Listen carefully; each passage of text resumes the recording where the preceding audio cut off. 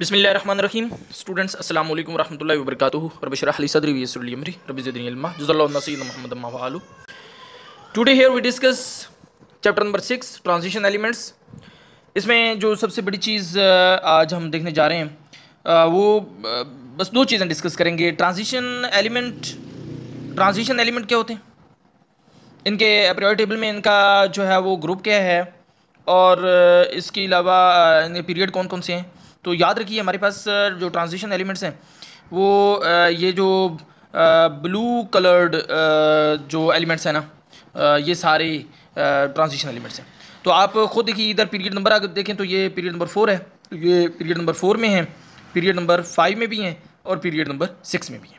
ठीक है, तो ये 4, 5, 6 पीरियड में। और उसके अलावा ग्रुप अगर देखें तो ये 1B है, ये 2B है, 3B, 4B, 5B, 6B, 7B और ये 8B, ये तीनों ग्रुप इकट्ठे 8B में किए गए हैं। ठीक होगी जी। तो ये बेटा सिचुएशन है। अब मेरे ख्याल पीरियड टेबल में ट्रांजिशन एलिमेंट्स कहाँ पे हैं वो आपको समझ आ गई। पीरियड नंबर भी आपको पता चल गया 4, 5, 6, और ग्रुप भी आपको समझ आ गई 1B, 2B, 3, 4, 5, 6, 7 और 8। ठीक है, उसके बाद बेटा देखिए मतलब जो चीज़ यहाँ मैं आपको बताना चाहता हूँ कि जो आपके पास है ना, ये पीरियड नंबर 4, आसानी की बात यह है कि हम सिर्फ वही यहाँ पे डिस्कस करेंगे। पीरियड नंबर 4 में स्कैंडियम है, titanium, vanadium, chromium, manganese, iron, cobalt, निकल, कॉपर और जिंक। हाँ जी, इनके ऊपर आपने ज़्यादा जोर देना है। ठीक है, हाँ जी। तो ये अब आपके माइंड में हो गया। उसके बाद है जी स्कैंडियम क्या है, 3B। तो इसका मतलब है कि यहाँ पे कितने हैं जी, इसकी जो ऑक्सीडेशन स्टेट है या वैलेंसी है या मतलब इलेक्ट्रॉनिक कॉन्फ़िगरेशन है वो इसके मुताबिक होगी। आप थोड़ा ज़हन में थोड़ा है ना, इससे पहले कैल्शियम खड़ा है, उससे पहले पोटाशियम खड़ा है। पोटाशियम से चलो ठीक है, यही पोटाशियम देखिए। तो पोटाशियम की इलेक्ट्रॉनिक कॉन्फ़िगरेशन क्या है, 1s2, 2s2, 2p6, 3s2, 3p6 और 4s1। हाँ, पोटाशियम जो है ना पीरियड नंबर 4 में खड़ा है ना, तो 4s1। हाँ, ये अपना एस ब्लॉक में है तो s, और 4 पीरियड में है तो 4s, और पहले ग्रुप में है तो 1, 4s1। तो कैल्शियम पे आ जाए तो 4s2। अब स्कैंडियम इससे आगे शुरू होगा, हाँ 4s2 के बाद, यानी 3d1, 4s2। ठीक है, हाँ मतलब डी शुरू हो गया, 4s2 के बाद 3d जो है ना वो शुरू हो गया। और मैं इसको 4d क्यों नहीं कह रहा, क्योंकि आपने जो ट्रांजिशन एलिमेंट है डी ऑर्बिटल सबशेल, उसमें आपने जो ओरिजिनल उसका पीरियड नंबर है वहां से एक माइनस करना है, 4 - 1, 5 - 1। ठीक है, इस लिहाज से चलना है। तो ये 3d1 है जी। इसकी इलेक्ट्रॉनिक कॉन्फ़िगरेशन जो टाइटेनियम की है 3d2, वैनेडियम की 3d3, 3d4, 3d5, 3d6 iron की है, 3d7 कोबाल्ट की, 3d8, 3d9, 3d10। ठीक है, तो ये एक थोड़ा सा मैंने आपको ना व्यू दे दिया।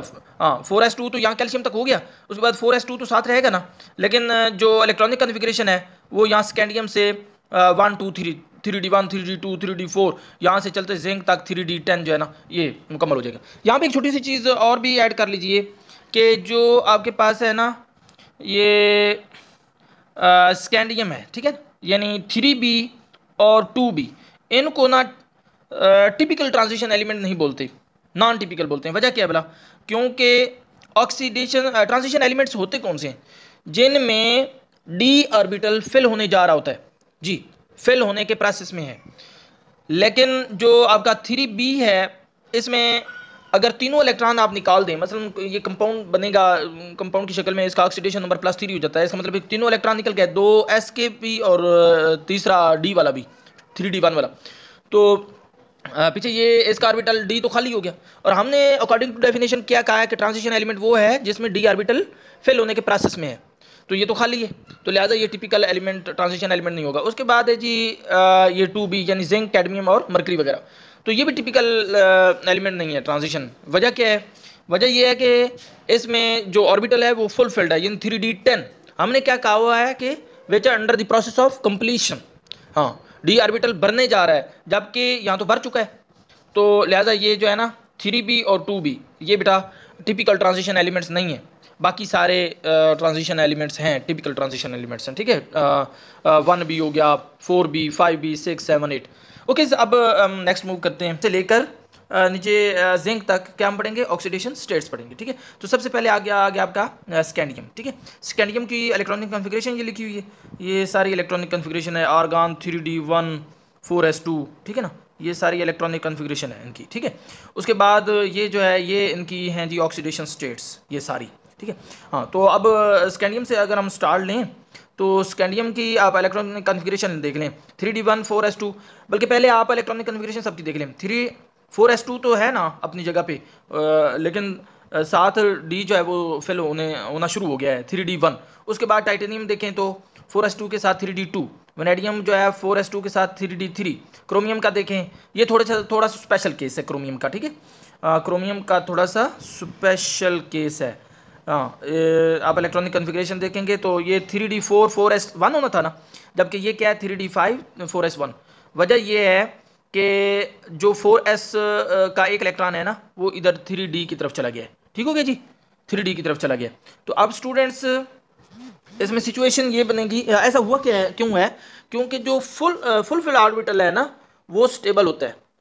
तो 3d जो है वो 5 इलेक्ट्रॉन तो हाफ फिल्ड होता है, तो हाफ फिल्ड या फुल फिल्ड ऑर्बिटल वो स्टेबल होता है। तो इस वजह से जो है ना वो एक इलेक्ट्रॉन जब 3d में गया तो वो हाफ फिल्ड हो गया, तो स्टेबिलिटी बढ़ गई, और 4s1 की भी स्टेबिलिटी कम नहीं हुई, ये भी हाफ फिल्ड हो गया। तो लिहाजा for the sake of stability ये इलेक्ट्रॉनिक कॉन्फ़िगरेशन। मैंगनीज को देखिए तो 3d5 4s2 ठीक हो गया, आयरन में 3d6, कोबाल्ट 3d7, निकल 3d8, कापर जो है कापर का फिर देखिए वही सूरत हाल क्रोमियम वाली है यहाँ भी। ये कापर क्यों ऐसा है, तो मैंने बता दिया है कि फुल फिल्ड ऑर्बिटल जो है ना वो ज़्यादा स्टेबल होता है। तो एक जो है एस वाला इलेक्ट्रॉन है ना वो डी में चला गया, तो लिहाजा वो फुल फिल्ड हो गया और स्टेबिलिटी बढ़ गई। और जिंक देखिए तो इसमें 3d10 भी होना था और है। उसके बाद है जी ऑक्सीडेशन स्टेट की तरफ आइए। ऑक्सीडेशन स्टेट में बेटा देखिए क्या होता है कि दो इलेक्ट्रॉन अगर ये एस वाले खारिज हों, ठीक है, तो ऑक्सीडेशन स्टेट जो है वो 2 बन जाएगी, और अगर तीसरा भी खारिज हो जाए तो फिर ऑक्सीडेशन स्टेट +3 हो जाएगी। इसी तरह टाइटेनियम है, टाइटेनियम 2 इलेक्ट्रॉन एस वाले निकलें कंपाउंड बनाने के लिए तो ऑक्सीडेशन स्टेट +2 हो जाएगी, और अगर मतलब है 3d का दूसरा इलेक्ट्रॉन भी निकले तो +3, और दूसरा भी निकल जाए तो +4। इसी तरीके से वेनेडियम का देखें तो 2 इलेक्ट्रॉन निकले एस वाले तो 2, और उसके बाद डी वाला इलेक्ट्रॉन निकला +3, डी का एक और इलेक्ट्रॉन निकला तो +4, और तीसरा भी निकल गया तो +5। क्रोमियम में अगर आए तो इसी तरीका से 2 3 4 5 6, ठीक है ना, चूँकि टोटल 6 इलेक्ट्रॉन है, 5 और 1, तो 6 तक ही इसकी ऑक्सीडेशन स्टेट जा सकती है। उसके बाद मैंगनीज को अगर आप देख लें तो टोटल 7 इलेक्ट्रॉन है, तो 2 से शुरू होके, बल्कि 1 से शुरू होके ये आपके पास 7 तक जाएगी। ठीक है, हाँ, एक इलेक्ट्रॉन भी निकल सकता है, 2 निकल सकते हैं, 3 निकल सकते हैं, 4 5 6 7। उसके बाद आयरन है जी, टोटल इलेक्ट्रॉन 8 हैं, और इसमें एक इलेक्ट्रॉन भी निकल सकता है, 2 भी निकल सकते हैं एस वाले 2, और 2 इधर से और एक इधर से, तो ये 3 निकलेंगे तो +3, 4 निकलेंगे तो +4 +5 और +6 तक ही जाएगा। इसमें जो है ना +7 या +8 आप सोच रहे होंगे क्यों नहीं है, क्योंकि एक इलेक्ट्रॉन जो है ना 3d6 जो एक ऑर्बिटल है वो आप याद रखिए ये डी सब शेल के 5 ऑर्बिटल हैं, तो 5 में जब 6 डालेंगे तो एक पेयर्ड अप हो जाएगा, तो जो पेयर्ड अप है ना वो हिस्सा नहीं लेंगे बॉन्डिंग में। ठीक है, तो वो यानी 2 इलेक्ट्रॉन जो है ना वो निकाल दें 8 में से, तो पीछे 6 बचेंगे, तो 6 तक जाएगी। उसके बाद कोबाल्ट में आ जाएं तो 3d7 की वजह से अब क्या है, 2 ऑर्बिटल जो है वो पेयर अप हो गए। ठीक है, हाँ, पीछे आपके पास इलेक्ट्रॉन कितने बच गए, 9 में से 2 3 4 5। और उसके बाद निकल कर देखें तो इसमें 3 ऑर्बिटल जो है ना वो पेयर अप हो गए, यानी 3 ऑर्बिटल में 2 इलेक्ट्रॉन पेयरिंग की शक्ल में है, तो 6 निकल गए, तो 10 में से टोटल ये 10 हैं, तो 6 निकले तो पीछे 4 बचे, तो 4 तक जाएंगे, 2 3 4। और उसके बाद कॉपर की बात आती है, तो कॉपर में क्या है सिचुएशन है कि आपके पास यहाँ तो 4 पेयर अप होने चाहिए थे, लेकिन स्टेबिलिटी की खातिर आप इलेक्ट्रॉनिक कॉन्फ़िगरेशन देख रहे हैं इसमें 3d10 यानी पाँचों के पाँचों ही जो हैं वो फुल फिल्ड है, तो लिहाजा पहले तो एक इलेक्ट्रॉन निकलेगा एस का तो +1, और फिर एक इलेक्ट्रॉन जो है इधर डी से भी निकलेगा तो +2, और कभी कभी ऐसा भी होता है कि दो इलेक्ट्रॉन डी से और एक एस से, ये निकलेंगे, इन 3 निकलेंगे तो +3। और जिंक में क्या सिचुएशन है कि डी कंप्लीटली फिल्ड है, तो एस के जो 2 इलेक्ट्रॉन निकलेंगे और सिर्फ +2। तो आप देखते हैं कि जिंक जो है ना वो हमेशा +2 ऑक्सीडेशन स्टेट जाहिर करता है। मतलब जिंक आप जहाँ भी देखें, मतलब जिंक सल्फेट ZnSO4 या जिंक क्लोराइड ZnCl2, तो उनमें ऑक्सीडेशन स्टेट इसकी +2 है। तो स्टूडेंट्स, अगर इस बात को थोड़ा मैं शार्ट करूँ तो +2 सब में है, ठीक है।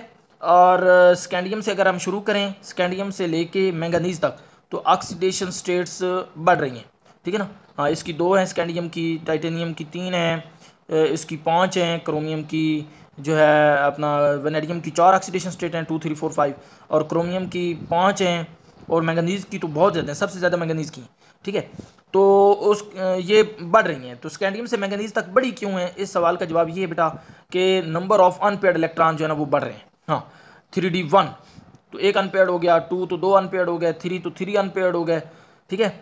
यहाँ पे जो है वो 5 अनपेयर्ड हैं, ठीक है, साथ ये 6 भी। और यहाँ देखें तो ये डी में 10 इलेक्ट्रॉन होने थे ना, तो हर एक में एक एक है, तो 5 ही अनपेयर्ड हो गया और 2 इलेक्ट्रॉन निकलेंगे एस वाले, तो 7 तक, ठीक है ना। हाँ, 7 तक ये इसका ऑक्सीडेशन स्टेट जाएगी। उसके बाद आप आयरन से लेके जिंक तक जाएं तो ऑक्सीडेशन स्टेट्स मुसलसल कम हो रही हैं। क्या हो रही हैं जी? मुसलसल कम हो रही हैं। इसकी वजह क्या है? इसकी वजह ये है बेटा कि नंबर ऑफ पेयर्ड इलेक्ट्रॉन बढ़ रहे हैं। हाँ जी, ये ऊपर आपको क्या बताया है, ये स्कैंडियम से लेके, हाँ जी, स्कैंडियम से लेके, मैं फिर बता रहा हूँ, स्कैंडियम से लेके ये मैंगनीज तक, ये नंबर ऑफ अनपेयर्ड इलेक्ट्रॉन बढ़ने की वजह से ऑक्सीडेशन स्टेट्स बढ़ रही हैं। और जो आपके पास है जी, मैंगनीज के बाद आप आयरन तक पहुंचते हैं तो ऑक्सीडेशन स्टेट क्यों कम हो रही हैं? इस वजह से कि नंबर ऑफ पेयर इलेक्ट्रॉन बढ़ रहे हैं। मसलन आप खुद देखें 3d6, तो अब 10 इलेक्ट्रॉन होने हैं, 5 ऑर्बिटल हैं, तो 6 इलेक्ट्रॉन 5 ऑर्बिटल में होंगे, तो एक ऑर्बिटल में तो 2 इलेक्ट्रॉन होंगे ना, पेयर अप हो जाएगा।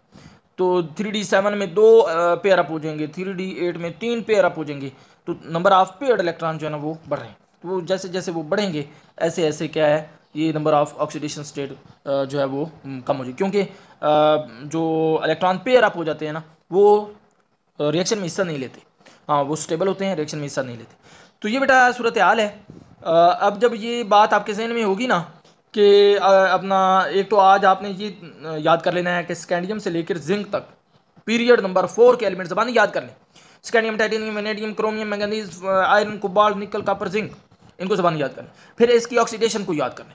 ऑक्सीडेशन स्टेट बहुत आसान है, 4s2 सब में है सिवाय 2 एलिमेंट के, वो बता दिया आपको, क्रोमियम और कॉपर, वजह उसकी स्टेबिलिटी है। बाकी यहाँ से शुरू होता है स्कैंडियम से 3d1, 3d2, 3, 4, 5, 6 और 10 तक जाए, तो यह इलेक्ट्रॉनिक कन्फिग्रेशन याद होगी। पीछे रह गई जी ऑक्सीडेशन स्टेट। तो ऑक्सीडेशन स्टेट क्या है?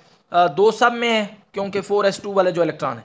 पीछे रह गया आपका डी वाला इलेक्ट्रॉन, तो वो डी में कितने इलेक्ट्रॉन है वो आपने देख लेने, तो जो है वो निकालते जाएंगे आप। हाँ, तो ऑक्सीडेशन स्टेट बढ़ती जाएगी।